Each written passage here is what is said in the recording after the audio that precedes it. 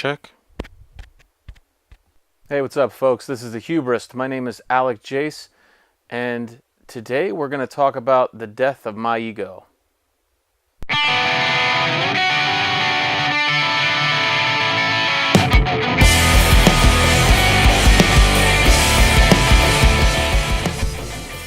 Fucking diarrhea. All right, guys, thanks for joining me today. This is our first episode. Typically, this is going to be a little bit more of a production. We're going to have podcasts and reviews and entertainment stuff, and you're going to get to know a few other people who are going to be working with me on a film that I'm doing. However, I wanted to do this first episode as sort of an introduction to who I am. My name's Alec Jace. I wanted to kind of tell maybe any kind of viewership that might join us later a little bit about myself and what I'm about. And in the last 2 years of my life, I can say that I am sort of coming off an experience of what some people call ego death. I wrote some things down here. We will see if it helps me at all. I've recorded this about 3 times. I initially told a longer story about my actual near-death experience. That's for another video, I think, because I don't want that subject to become the basis or the focus of this conversation. I wanted to talk about the ego death specifically because to me that's more important. Now, leading into this, I want to just say that's the one thing I value in human beings the most since this occurred is humility. And humility to me is a ability or a self-awareness, and ability is actually the word. I think it's a talent, it's a skill that people have to see within themselves that everyone else has their own struggles, including them. We're all kind of full of shit at the end of the day, and whatever works for you just works for you. And if someone else doesn't have the same opinion as you or doesn't live life the same way that you do, then that doesn't mean that they're not living a good life. It's just not yours.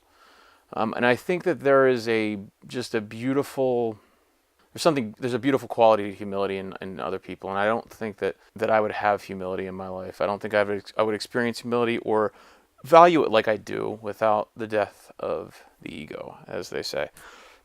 That's a big term. I'm going to explain it in a moment. I want to qualify real quick. Sorry, I don't know how to speak. Again, like I've recorded this a few times, so you're going to have to forgive me. I want to qualify this video by saying I don't have spirituality in my life. It just works for me better to see this internally as something that I went through in my head and worked it all out. What's going on in my brain, the fantastical realizations about the reality of life and things like that. I'm technically, I guess you could label me an atheist. I don't believe in any kind of deity or religion or anything like that. And if you do, that's fine. And a lot of people who experience ego death or near-death experiences have religious experiences, and they ascribe a lot of their religion to that and their belief system, and I think that's great. And if you get positivity out of it, that's all I would ask. That's all I would hope for you, regardless of how you came to it. Whether it be your belief or spirituality or whatever. Some of this is going to come off probably as a little spiritual, but it's not, is all I'm saying. I don't, when I use hyperbolic terms like magic or profound or existential, I'm not talking about spirituality. I'm talking about, I'm probably just being a little bit dramatic, honestly. In order to have this conversation, I have to discuss what is the ego. The ego, in its simplest definition, is an objective sense of self-identity. Now, that seems kind of broad and simple. To me, the ego is basically that, but there's a wide range of things that the ego sort of encompasses. You can have a sense of self, and then you can have an inflated sense of self, and everything in between. Or you can have zero sense of self. Zen Buddhist monks may have literally no ego, to the point where the simplicity has stripped them of all self-identity. We'll get to that in a moment, though. So an ego death would basically be the disappearance or the death of your self-identity. When I had my near-death experience 2 years ago, I'd come off of this sort of 5-year or I don't want to say exactly how long it was, but it was between like 25 and 30. I'd gone through some breakups, and I was an angry person and depressive and things like that, and I was cynical, and I thought I was kind of funny and I had my shit together, but I was always sort of combative. As relationships dissolved, it got worse, and I became self-destructive, and so I got to a point in my life where for about 6 months I was pretty close to death. Now at the end of that, the culmination of that, I got as close to death as I could have gotten, I think, without actually dying. And at that point I came out, and I think I was kind of leading into this ego death beforehand, but then at that moment, at the end of that, I actually escaped that with complete lack of ego. Obviously, when you experience an ego death, it's not as if to say, like, if ego is an objective sense of self-identity, it's not like I woke up the next day or anything and said to myself, like, who am I? I don't know my name anymore. That would be amnesia, right? I know that I'm a 6'3" guy from central Pennsylvania. I'm 33 years old. My name's Alec. I play guitar. I've worked some jobs in my past. I've had these relationships. I've seen these bands in concert. Things like that. That would be silly to say that I lost that. That would be like brain death, probably.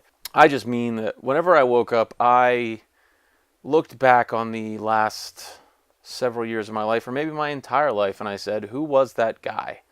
Like, why was that guy the way he was? Because I had lost. It had stripped me sort of from being so self-destructive and depressive, and coming out of that at the end of this huge swell of emotion and trauma. Everything in perspective was like, why was I such a prick in my old life? Because none of that was as bad as what I just experienced. Now, I should say that some people that experience ego death, there's several different ways that it happens. I mean, it can be any kind of trauma. It can be depression. It can be psychosis. I think maybe there's a little psychosis involved in mine. It can be death of a family member. It could be near death. It could be an overdose if you're an addict. All of these things, they can just be large traumatic events that make you wake up one day and say, what the hell is my life? Like, what? And I don't even mean it in a depressive or negative way. I just mean you wake up and you say, like, what, where was I? Like, what? You kind of wake up in this haze. And for me, my ego death, I woke up with nothing but positivity because, as I said, my perspective shifted. This huge event happened, and I felt myself dying, and I got so close. And coming out of it, as I got a little bit further away from it, and I felt sort of my legs get back under me, and I started experiencing life again, I felt overwhelmed with profound joy over everything that I was experiencing, because everything up to that point was kind of horrible, and having this heightened horribleness at the end of that, and the panic and all that stuff, I woke up and just everything seemed so much sunnier in relativity to all that, and that's how it worked for me. It doesn't always work out like that. I think sometimes it can get more depressive for some people. I was lucky, I guess. But being stripped of this ego and being 30 in my 30s and coming out of this, like I'm an adult, like I should have my life together, all this stuff, but I also realized that it could be a totally new beginning through this humility that I was experiencing, this ego death that I was experiencing. And it provided me with a sense of purpose that I hadn't had before. Now, to go back to the Zen Buddhist monks, if they kind of live in a sort of area of constant ego death or perpetual ego death, for me it was more, complete ego death means that you can't even dress yourself, you can't even feed yourself. You need a little tiny bit clinically, like I mean this clinically. The doctors, Elizabeth Kubler-Ross is kind of known for this. You need a little bit of ego just to get things done.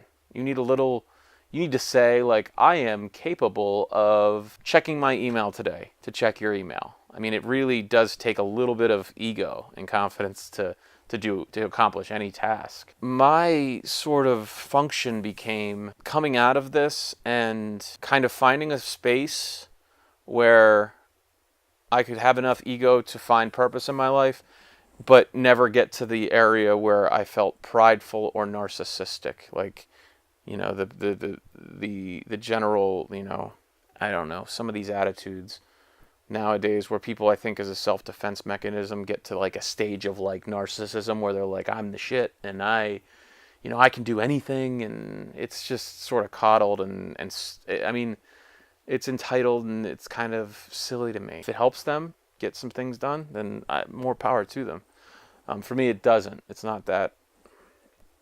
God damn, that sucks. So, you know, for me, it was a sense of reestablishing purpose without getting into an area of pride. I don't value pride in people. I don't know what that comes from. Now, when you say I'm proud of my child, I'm proud of my spouse for accomplishing something, then you're offering your pride to somebody else. To have personal pride, I don't see where that gets people. You know, you can do something and have confidence that you can do it again.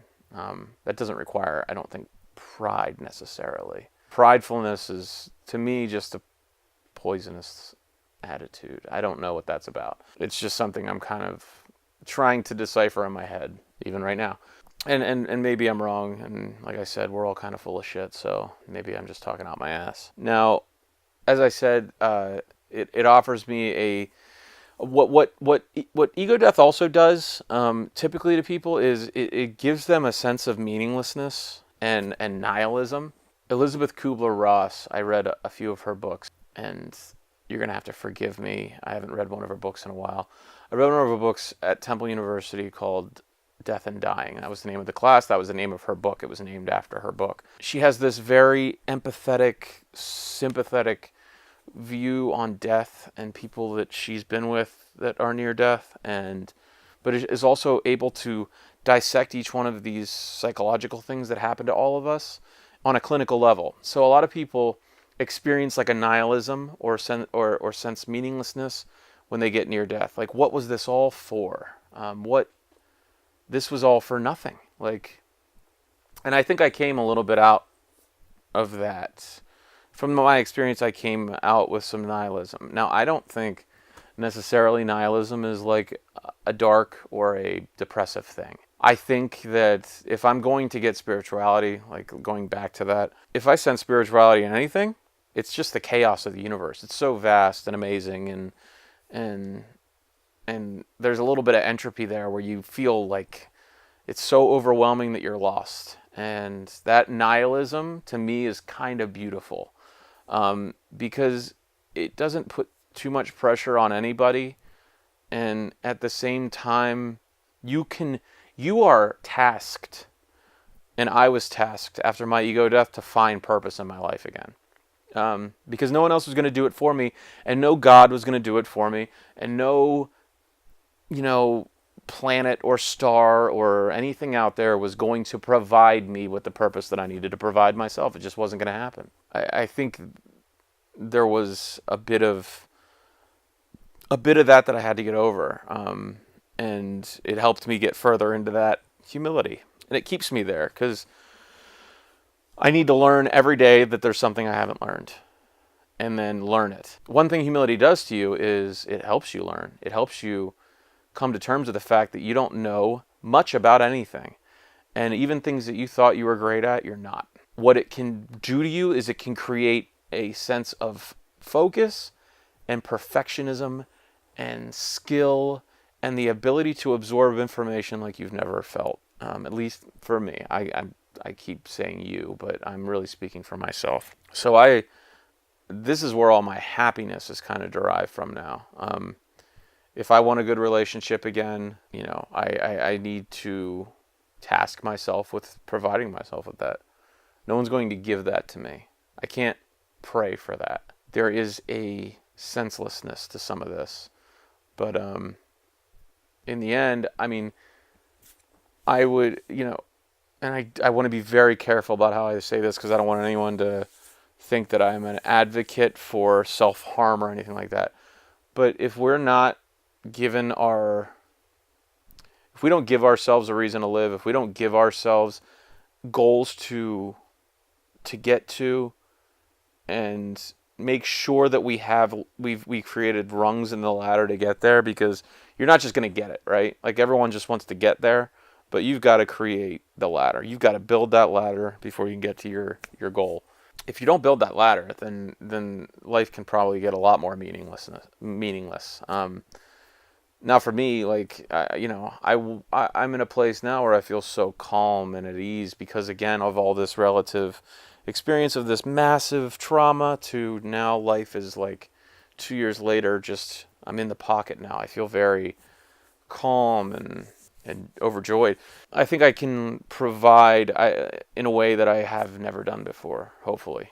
We all have our issues. Like I said, no one's perfect, and the more I get through life, the more I find out what I'm full of shit at and what I'm not good at. And instead of getting upset when I find out that I suck at something, or that I ruined something, or that I got into an argument I should have gotten into, I could sit back on that and feel horrible about it. But humility allows me to be like, well, let's fix this. If in a relationship, if you want to fix a relationship, as long as that other person is willing to get there, as long as you provide them with just you being completely humble, I don't think anyone can really pass up that opportunity for someone who wants to work with them. So I got into relative happiness and positivity for a second there.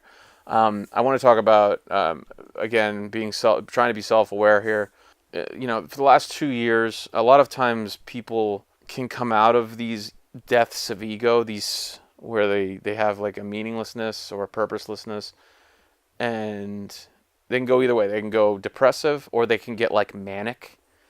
And I would be lying if I said that I didn't think a little bit of what's going on in my head. It might be a little bit of mania now, because I exhaust friends with the way that I talk about some of this stuff. The existentialism and the constant just wheels turning in my head about how to... I don't want to say it's all about bettering myself, because I don't think everything that I do is really to better myself. I think I'm still very flawed that way, and I think I do a lot of purposeless things. But I think that there is a sense of mania there, and I mean that mania can be like something you can use as a tool. I say mania. I don't know if that's the right term. Overwhelming, profound joy just all the time. I have not, mania usually comes with like a bipolar thing where you fly down into the depression as well, and I haven't had that. So I'm hoping this is just for life. Now, I think it's because I'm working at it and I'm trying to maintain it, that it's still there. And I think that I could probably get back in that depression if I let it. But I think I really, letting those wheels keep turning, my really good friends will let me get this out and allow me to, they'll entertain me to get this out when I need to, because I think it's essential that if you want to get better as a person, you verbalize or you write down the things that you think you need to work on, because once you see them and once you hear them, you can look at them in a material way, and that way they're more palatable and more tangible to you. I'm getting like super convoluted and like I feel like such an asshole right now because I'm like talking too much. I want this for other people. If they look at me and say like I don't want to be that guy, then dude, good on you. Fine. Like I don't know that I would like prescribe this to everyone, but one of the reasons that I think that some people should look to gain humility or maybe seek ego death, and not the way I did. Believe me, don't go getting near death. I think one of the reasons people need to experience this is because it puts everyone on a level playing field. There's no one better than me, and I'm better than no one. And that balance and figuring out, like, because the people that I know, the more successful people that I've met since, the less successful people that I've met since, and everyone in between and above and below each one of those measures, they're all so flawed in so many ways, and these flaws are awesome. Like they're what make humans humans. Like I think it's kind of nice to know that the person that you maybe envy is they're on the same playing field as you. You could be that, you could have that success and still be you. Like they don't have this, like the special sauce typically is just trying. Like people that put themselves out there and try hard, usually, it might take a lot of work, but that's just the way it is. That's all it is. It's just being, like, having that purpose. So yeah, I mean, I would love to hear from you guys. At this point, I don't want to get any more verbose than I have. I want to know where maybe in your life you've experienced ego death, or if there's a couple other places that I heard it from. Kevorkian talked about ego death a little bit. I don't know if that guy ever was like out of ego death. That guy, he had profound, like almost disassociated empathy for people. And what I mean by that is, like, he didn't have, I don't know that he actually had empathy, but he practiced a bit of like trying to have empathy. I don't, if that makes sense. Kevorkian, in one of his, I don't know if it was an autobiography or a biography, he discussed it. Elizabeth Kubler-Ross is one to read. And then Freud kind of created the idea of the ego and the id and the superego. But the ego is the one I'm kind of focusing on, that sense of self. I would love to hear from other people, because I talk about this all the time, like I said, and I don't get to hear it back from a lot of people. And I think that there's a community out there to talk about this too. Now this video is probably going to go out to like nearly no people. So if you ask a question or if you share a story, I will 100% respond, because I'm not going to have a big viewership, in the first few episodes. And I would love for you to speak to me and, get in contact with me. One of the reasons that I'm doing this is because I have I have a necessity for reaching people that like-minded people, and because I'm in a place in my life where I am fortunate enough to put some of this together, I would like to draw in some other people as well. So anyway, our next couple episodes are going to be, we're going to have like one review and maybe another one of these before our first interview. We've already recorded that, but we're editing it. It's a big one. So, and I'm waiting on my other camera to get fixed. This is the Black Magic, and I don't know if this video is going to come together that well, because this camera requires an operator, and it's just me and the dog in the room right now. So I don't know if this is going to work. I'm hoping it does. Anyway, I hope you stick with me. If you could like and subscribe to this channel, just 1,000% thank you forever. I'm going to use this channel to promote my film that should be out hopefully by the end of the year, and some music as well. So I come to you with complete humility and my shitty coffee to thank you for joining me, and I hope I see you again soon. Thank you for listening to me. Please comment, like, subscribe if you can. If you hated it, you can downvote it too. That's fine. I can be a little bit hard to deal with. All right, guys. Thank you so much. Love you. Have a good one. Cause I'm not your ready